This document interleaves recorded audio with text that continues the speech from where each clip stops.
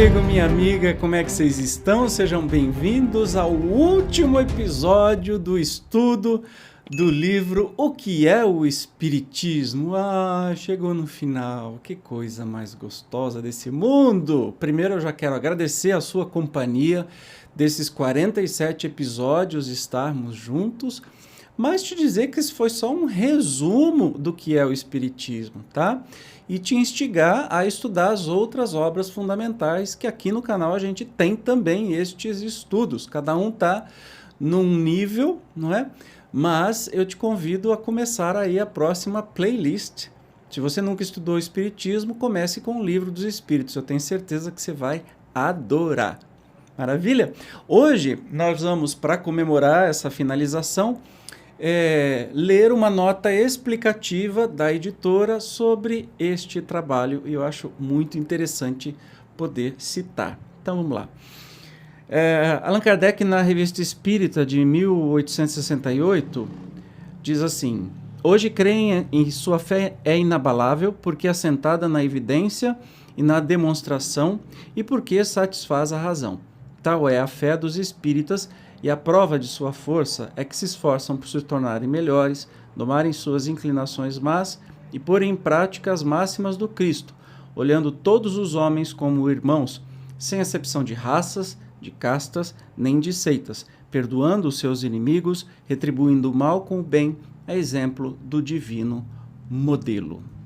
A investigação rigorosamente racional e científica de fatos que revelavam a comunicação dos homens com os espíritos, realizada por Allan Kardec, resultou na estruturação da doutrina espírita, sistematizada sob os aspectos científico, filosófico e religioso. A partir de 1854 até seu falecimento, em 1869, seu trabalho foi constituído de 5 obras básicas: O Livro dos Espíritos, 1857, O Livro dos Médiuns, 1861, O Evangelho segundo o Espiritismo, 1864, O Céu e o Inferno, 1865, A Gênese, 1868, além da obra O que é o Espiritismo, 1859, de uma série de opúsculos e 136 edições da Revista Espírita, de janeiro de 1858 a abril de 1869. Após sua morte, foi editado o livro Obras Póstumas, 1890. O estudo meticuloso e isento dessas obras permite-nos extrair conclusões básicas. A todos os seres humanos são espíritos imortais criados por Deus em igualdade de condições, sujeitos às mesmas leis naturais de progresso que levam todos, gradativamente, à perfeição. B. O progresso ocorre através de sucessivas experiências em inúmeras reencarnações, vivenciando necessariamente todos os segmentos sociais, única forma de o espírito acumular o aprendizado necessário ao seu desenvolvimento. C. No período entre as reencarnações, o espírito permanece no mundo espiritual, podendo comunicar-se com os homens. O progresso obedece às leis morais ensinadas e vivenciadas por Jesus, nosso guia e modelo. Referência para todos os homens que desejam desenvolver-se de forma consciente e voluntária. Então, você percebe que aqui está sendo um resumão feito pela editora, né, sobre as obras do próprio Kardec e da doutrina espírita. E a editora sempre vai dizer, porque a FEB, a editora, sempre vai dizer desse aspecto tríplice, né, de ciência, de observação, de filosofia moral e de religiosidade ou de religião. Eu não concordo muito com a questão de religião, porque religião, eu tenho algumas palestras aqui no canal, o Espiritismo não é, nem nunca foi, nem nunca será uma religião. Pode ser por falar de Deus e da espiritualidade, se queira dar esse aspecto religioso para o Espiritismo, mas eu substituo essa palavra por espiritual ou espiritualístico e não religioso. Porque religião vem do latim religare, de religar, religar o homem a Deus. Ora, a gente cansa de estudar na doutrina espírita que Deus está em cada átomo da gente. Nós não precisamos religar a Deus porque nós estamos intrinsecamente ligados a Deus. Nós não precisamos de alguém que intermedie entre eu e Deus. Eu não preciso de um padre, de um pastor, de um dirigente centro espírita ou de um médium, seja lá o que for, para me sentir plenamente ligado a Deus. Entende? Eu não preciso de um ritual, eu não preciso de um batismo, de uma extrema-unção ou qualquer outro ritual para me sentir pleno de Deus. Então, por isso que eu acho que o Espiritismo não tem nada a ver com religião em nenhum sentido. Que ele tem o aspecto espiritualista, sim. Mas ok, feito esta observação minha do Evandro, vamos aí a continuar lendo o texto. Em diversos pontos de sua obra, o codificador se refere aos espíritos encarnados em tribos incultas e selvagens, então existentes em algumas regiões do planeta, e que, em contato com outros polos de civilização, vinham sofrendo inúmeras transformações, muitas com evidente benefício para os seus membros, decorrentes do progresso geral ao qual estão sujeitas todas as etnias, independentemente da coloração de sua pele. Na época de Allan Kardec, as ideias frenológicas de Gall e as da fisiognomonia de Lavater eram aceitas por eminentes homens de ciência, assim como provocou enorme agitação nos meios de comunicação e junto à intelectualidade e à população em geral. A publicação, em 1859, 2 anos depois do lançamento de O Livro dos Espíritos, do livro sobre a evolução das espécies, de Charles Darwin, com as naturais incorreções e incompreensões que toda a ciência nova apresenta. Ademais, a crença de que os traços da fisionomia revelam o caráter da pessoa é muito antiga, pretendendo-se haver aparentes relações entre o físico e o aspecto moral. O codificador não concordava com diversos aspectos apresentados por essas assim chamadas ciências. Desse modo, procurou avaliar as conclusões desses eminentes pesquisadores à luz da revelação dos espíritos, trazendo ao debate o elemento espiritual como fator decisivo no equacionamento das questões da diversidade e desigualdade humanas. Allan Kardec encontrou, nos princípios da doutrina espírita, explicações que apontam para leis sábias e supremas, razão pela qual afirmou que o espiritismo permite resolver os milhares de problemas históricos, arqueológicos, antropológicos, teológicos, psicológicos, morais, sociais, etc. Revista Espírita, 1862, p. 401. De fato, as leis universais do amor, da caridade, da imortalidade da alma, da reencarnação, da evolução constituem novos parâmetros para a compreensão do desenvolvimento dos grupos humanos nas diversas regiões do orbe. Você entende que o Espiritismo, eu acho interessante, né, essa explicação, que a doutrina espírita foi feita por um pesquisador, por um cientista, que tinha um critério altíssimo de classificação. Foi feita por milhares de médiuns, milhares de espíritos, por muito tempo. E tudo sobre o crivo espetacular do aluno de Pestalozzi, né, de Allan Kardec, do professor Rivail, que tem métodos de ensino até hoje adotados na França. Tamanha a sua erudição, era um homem que falava muitos idiomas, que entendia de muitos assuntos da ciência, que participava das sociedades de ciências da época, e como todo cientista sabe, estava até contrariando em certa parte algumas teorias que eram admitidas na época e que hoje não são mais. E a ciência é algo extremamente viva e vibrante, e que vai mudando com o tempo, com as novas descobertas, com as contestações, com as provas, né? E isso que é bonito demais no Espiritismo, isso que me trouxe para o Espiritismo. Essa compreensão das leis divinas permite Kardec a afirmar que... o texto é grande, vamos lá. O corpo deriva do corpo, mas o espírito não procede do espírito.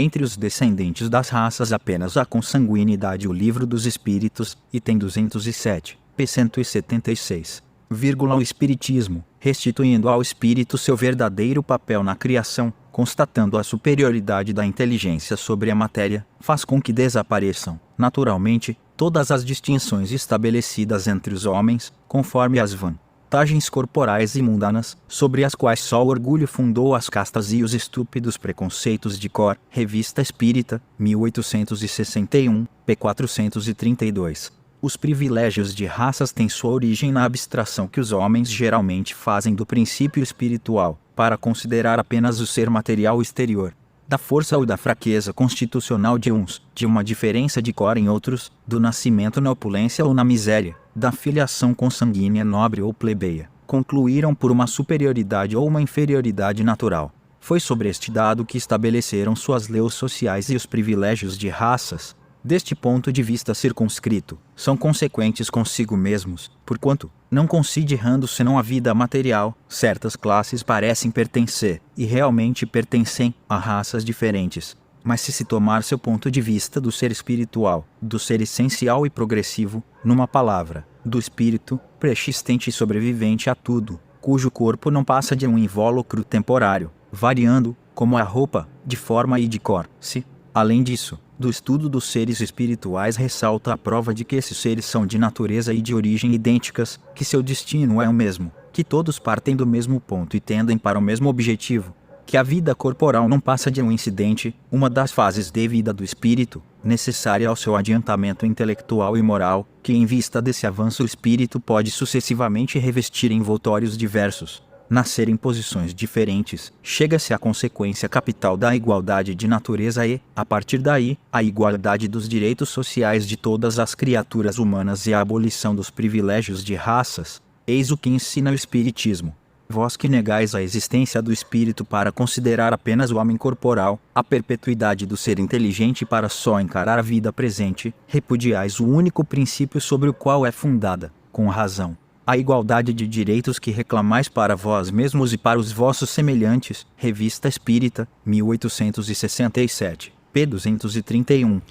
Preste atenção o que o Kardec pensava sobre as raças. E ele continua mais um pouquinho. Com a reencarnação, desaparecem os preconceitos de raças e de castas, pois o mesmo espírito pode tornar a nascer rico ou pobre, capitalista ou proletário, chefe ou subordinado, livre ou escravo, homem ou mulher. De todos os argumentos invocados contra a injustiça da servidão e da escravidão, contra a sujeição da mulher à lei do mais forte, nenhum há que prime, em lógica, ao fato material da reencarnação. Se, pois, a reencarnação funda numa lei da natureza o princípio da fraternidade universal, também funda na mesma lei o da igualdade dos direitos sociais e, por conseguinte, o da liberdade. A Gênese, capítulo 1, item 36, p. 42 a 43. Vide também Revista Espírita, 1867, p. 373. Lembrando de novo que Kardec falava isso quando aqui no Brasil ainda a escravidão estava ativa. Lembrando que foi em 1888 que a escravidão... Então Kardec estava falando isso 20 anos antes do fim da escravidão do Brasil. E ele já tinha essas ideias, não é? Já tinha esse pensamento, e o Espiritismo não mudou absolutamente nada desde lá.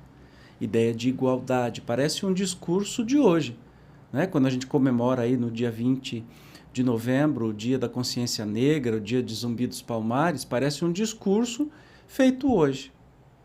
Olha que elevado que era Kardec e que elevação que tem o Espiritismo, né?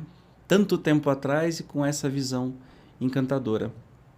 Na época, Allan Kardec sabia apenas o que vários autores contavam a respeito dos selvagens africanos, sempre reduzidos a um embrutecimento quase total, quando não escravizados impiedosamente. É baseado nesses informes científicos da época que o codificador repete, com outras palavras, o que os pesquisadores europeus descreviam quando de volta das viagens que faziam à África Negra. Todavia, é peremptório ao abordar a questão do preconceito racial. Lembrando que Kardec é contemporâneo, o Espiritismo é anterior ao livro Evolução das Espécies de Darwin, que revolucionou a ciência no planeta inteiro. E o Espiritismo já trazia toda essa definição na Gênese, por exemplo. Olha que coisa maluca! Antes da teoria da evolução ser conhecida, o Espiritismo já trazia o que essa teoria da evolução falava. Não é encantador isso? E Kardec diz aqui, ó: nós trabalhamos para dar a fé aos que em nada creem, para espalhar uma crença que os torna melhores uns para os outros, que lhes ensina a perdoar aos inimigos, a se olharem como irmãos, sem distinção de raça, casta, seita, cor, opinião política ou religiosa. Numa palavra, uma crença que faz nascer o verdadeiro sentimento de caridade, de fraternidade e deveres sociais. Kardec, Allen. Revista Espírita de 1863, 1 é de Rio de Janeiro, FEB, 2005, janeiro de 1863. O homem de bem é bom, humano e benevolente para com todos, sem distinção de raças nem de crenças, porque em todos os homens havia irmãos seus. O Evangelho segundo o Espiritismo, capítulo XVI, item 3, p. 348. É importante compreender também que os textos publicados por Kardec na Revista Espírita tinham por finalidade submeter à avaliação geral as comunicações recebidas dos espíritos, bem como aferir a correspondência desses ensinos com teorias e sistemas de pensamento vigentes à época. Em nota ao capítulo 11, 11º, item 43 do livro A Gênese, o codificador explica essa metodologia. Olha como é que era feito, né? Quando na Revista Espírita de janeiro de 1862 publicamos um artigo sobre a interpretação da doutrina dos anjos decaídos, apresentamos essa teoria como simples hipótese, sem outra autoridade afora a de uma outra opinião pessoal controversível, porque nos faltavam então elementos bastantes para uma afirmação peremptória. Expusemos-la a título de ensaio, tendo em vista provocar o exame da questão, decidido, porém, a abandoná-la ou modificá-la se fosse preciso. Presentemente, essa teoria já passou pela prova do controle universal. Não só foi bem aceita pela maioria dos espíritas, como a mais racional e a mais concorde com a soberana justiça de Deus, mas também foi confirmada pela generalidade das instruções que os espíritos deram sobre o assunto. O mesmo se verificou com a que concerne a origem da raça adâmica. Olha que interessante, Kardec, como era um cara das ciências, ele colocava até teorias, hipóteses para os seus pares assinarem. Então a Revista Espírita era um grande laboratório para saber a opinião de que pensavam muito. Ele compartilhava as coisas. Que doutrina que foi compartilhada para ser escrita assim, né? Segundo algumas coisas da Revista Espírita, eram teorias que um cientista, no mundo das ciências, o cientista escreve sua teoria, compartilha para seus pares analisarem. E se todo mundo achou aquilo válido e não teve nenhuma refutação, beleza, a teoria é aprovada e a ciência dá mais um passo. E Kardec utilizou esse método para fazer com a doutrina espírita. Além de ser a revelação dos espíritos, teve essa genialidade do professor Rivaio. Não é divino?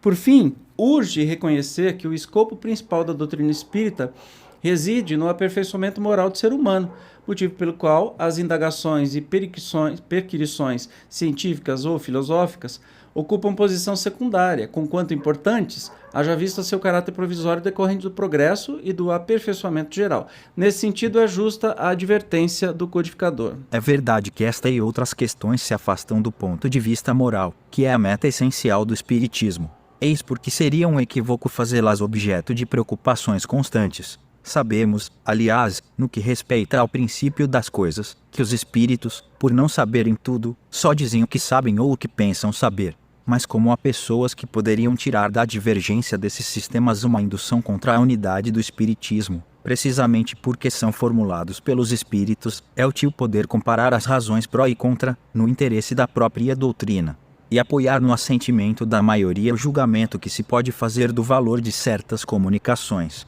Lindo, está na Revista Espírita. Feitas essas considerações, é lícito concluir que na doutrina espírita vigora o mais absoluto respeito à diversidade humana, cabendo ao espírita o dever de cooperar para o progresso da humanidade, exercendo a caridade no seu sentido mais abrangente, benevolência para com todos, indulgência para as imperfeições dos outros e perdão das ofensas, o que a gente conhece como BIP, tal como a entendia Jesus, nosso guia e modelo, sem preconceitos de nenhuma espécie, de cor, etnia, sexo, crença ou condição econômica, social ou moral. Gente, eu fico emocionado com isso, porque a doutrina espírita é muito mais do que só digamos que uma doutrina diferente, né? Uma religião, não tem nada a ver com religião, ou com qualquer outra coisa. O espiritismo realmente é algo apaixonante pelo modo com o que foi feito, pelo entendimento que traz da vida, pelo comprometimento que a gente, estudando, acaba tendo com os seus ensinamentos. Então não é algo para você ver na missa só no domingo à noite, é algo para você estudar. Você sabia que para ser espírita você não precisa frequentar centro nenhum? Nenhum centro está subordinado a nada. O espiritismo, se eu quiser abrir um centro, eu abro, eu não preciso estar subordinado à FEB, à USE. São só organizações que facilitam a vida de todo mundo, mas assim, não tem hierarquia, porque não é uma religião, não tem dogma, não tem método. Tem assim, estudo. Você pode ser espírita, estudar o espiritismo por conta e risco, comprar os livros ou estudar aqui comigo e beleza. O que importa é a mudança que você vai fazer na sua vida diante dessas informações tão preciosas. E é isso que é encantador no espiritismo, porque não tem patrão, não tem dono. Ah, morreu Chico Xavier. Quem é o líder do espiritismo do Brasil? Agora o Divaldo? Não. Não há líder. Não há liderança porque não há religião. E quem tenta fazer do espiritismo religião está errado. Está redondamente errado. Kardec fala um monte de vezes que ele vai ser um super auxiliar, um potente auxiliar da religião. Se algo é potente auxiliar da religião, não é religião. Se você quiser, você pode ter a religião que você quiser e estudar a doutrina espírita. Não vai fazer nenhum mal. Mas eu te desafio a continuar naquela religião depois de, logicamente, conseguir entender as máximas que o espiritismo traz. Aí fica difícil. Ah, gente, que sensação boa de missão cumprida. Eu quero fazer para você agora, quero te convidar a gente fazer uma prece de agradecimento por este livro maravilhoso, pelo término do nosso ensino de hoje. Vamos lá?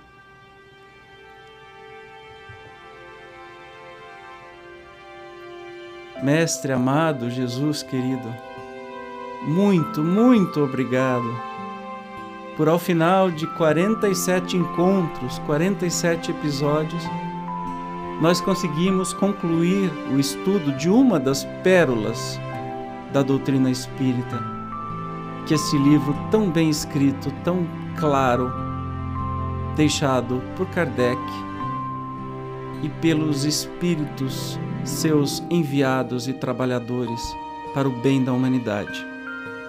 Gratidão, Jesus, por estarmos juntos aqui, agora. Gratidão pelo nosso ânimo em estudar. Muito obrigado, Jesus, por esta oportunidade incrível que tivemos. Que possamos estar sempre animados a estudar, a reestudar, mas especialmente a aplicar na nossa vida todos esses ensinamentos lumiares. Muito obrigado, Jesus. Fica conosco. Obrigado, Kardec. Obrigado, espíritos amigos. Obrigado a todas as editoras, ao tradutor e a todos que nos forneceram esta preciosidade. Ah, que coisa boa, meus amigos. Muito, muito obrigado pela presença carinhosa de vocês. Fica aqui meu convite para que, se não forem inscritos no canal, se inscreva. Se puderem apoiar um pouquinho mais o trabalho, clique em Seja Membro e indique este canal, estes estudos, agora essa playlist completa com os 47 programas para quem você achar que seja interessante. Eu te espero, como sempre, no próximo estudo. É só vir aqui no canal. Estaremos sempre juntos. Um beijo gigante. Muito obrigado pelo seu carinho e até mais. Tchau.